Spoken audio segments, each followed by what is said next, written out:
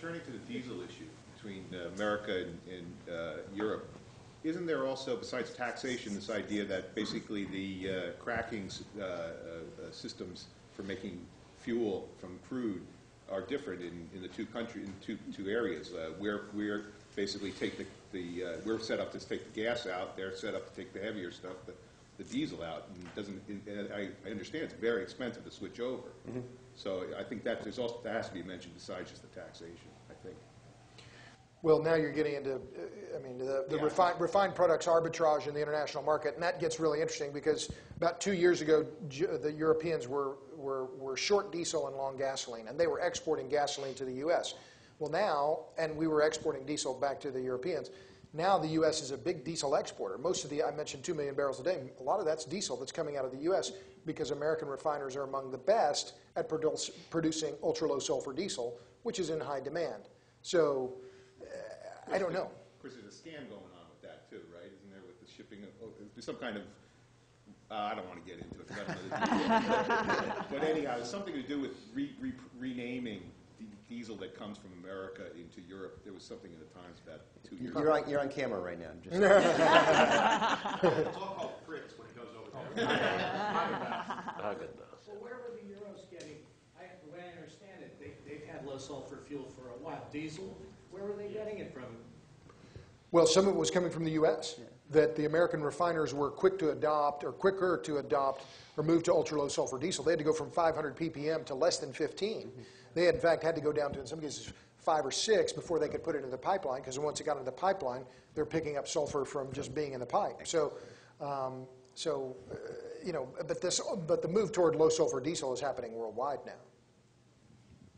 But following up on that a little bit for people who understand the petroleum industry better than I do, which is almost anybody, if the U.S. does in fact see a steady increase in light-duty diesel vehicles, assuming the taxation issues don't appreciably change, do we have the ability to fuel those vehicles? Because when gasoline prices spiked to $4 a gallon, diesel went to $5, and essentially the potential window for higher efficiency diesel vehicles slammed shut before it opened, to mix a metaphor. It's a good question, and I'm not certain of the answer. I think that some of as I read it, some of that spike in diesel was due to that coming at the super high oil prices at the time when ultra-low sulfur was also in high demand, and refiners were having to run more crude through their refineries in order to get diesel, which was viewed as a premium product at that time. There was greater demand for diesel than there was for gasoline, particularly in Europe. And some of that was in 08, remember, and I've talked to oil traders in Houston, and they were saying, well, a lot of this was driven by the Chinese Olympics. Chinese were stockpiling diesel to make sure that the lights didn't go out, and they had enough diesel on hand. If the generators went down, they didn't want to be caught looking stupid, and they wanted to have enough diesel on hand to make sure that if they had to fire their recip Caterpillar electric generators, they were going to have enough. So, God, I mean, it's incredibly complicated. I mean, all the different factors in the global oil market, but it seems to me a fairly plausible explanation for why it spiked as high as it did. In the context of that comment as well, I mean, there's a reasonable argument for, more significant policy mandate for a certain infiltration or penetration of diesel in the United States that would be somehow subsidized or supported by extra refineries as well. I mean, there's different ways you can skin this, but it's not going to.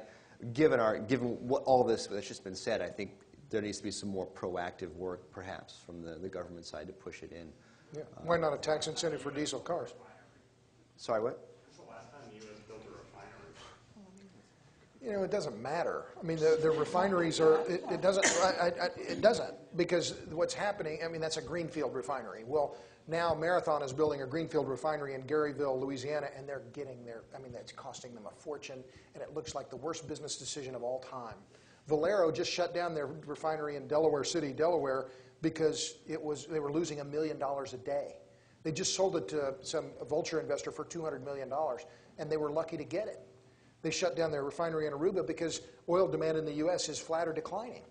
So, Bush, 5 years ago, I found the clip the other day. 5 years ago, Bush gets out there and says, well, we need to build refineries. We're going to build them on military bases. We need more refineries. the oil refiners today are shutting down for lack of demand. They're losing money. Refining is a terrible business. All the money in the oil business historically has always been made in the upstream. It's the guys who drill the wells and get the oil out of the ground. They make the money. The refiners, they go up, they go down. Every 2 years out of 20, they make a lot of money. The rest of the time, they suck hind tit. It's terrible. It's because it's a very capital-intensive, low-margin business. Yeah, it's materials processing, not materials producing, right? And processors always get the short end of the stick. When you talk about supply chain and value chain, you're much better off. If you're a processor, you want to be vertically integrated to a supply, or else you're not going to make money. And if you look at Kerry Graham Lieberman, the new bill that the Senate is looking at, they're planning to sock it to the refiners. They are. That is you look at it, and that is the tax plan that they have. They are going to slam it to the refiners.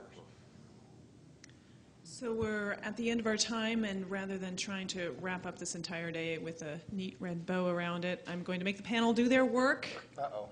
Yes, with the last question, which is, if President Obama were to walk in and sit down at the back of the room, which could happen because I know Jana has a lot of pull, what would be the one piece of advice that you would give to him?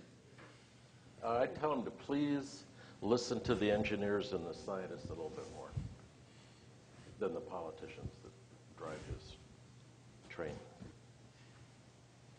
Read my book. And then read your lips. Yeah, you don't have to read it, you just have to buy it. No, I'd say, no, read it, Mr. President.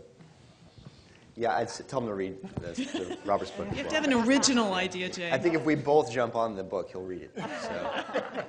I'll give you $20 later. I appreciate that. No, I don't know. There's so many things I could.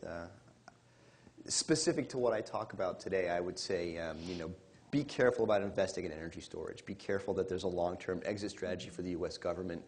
Don't make our automotive companies dependent on a technology that's never going to be cost sustainable. Be sure there's exit strategy. All right, well, thank you all very much to our panel. Thank you.